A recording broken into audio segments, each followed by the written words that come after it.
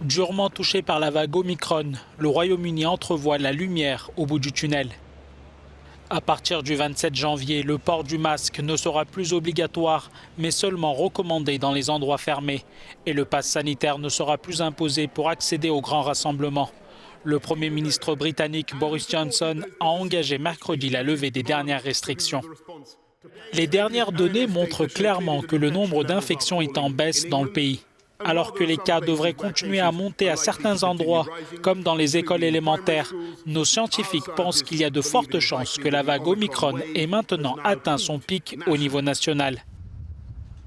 En République tchèque, le nouveau gouvernement de Petr Fiala a annoncé que la vaccination contre le Covid-19 ne sera pas obligatoire.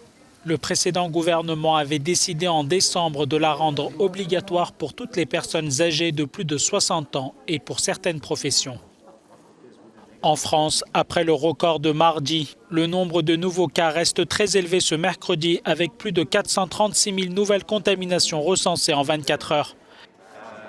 Aux Pays-Bas, afin de protester contre les restrictions sanitaires imposées au secteur culturel, plusieurs musées se sont temporairement transformés en salons de coiffure ou en salles de sport. Je comprends que le gouvernement ait ouvert les salles de sport, mais vous savez, il faut aussi des salles pour l'esprit. Et les gens viennent au musée pour prendre du recul et réfléchir. Le secteur culturel estime injuste de devoir rester fermé alors que les restrictions ont été levées pour les professions de contact comme les barbiers, les salons de manucure et même le travail du sexe.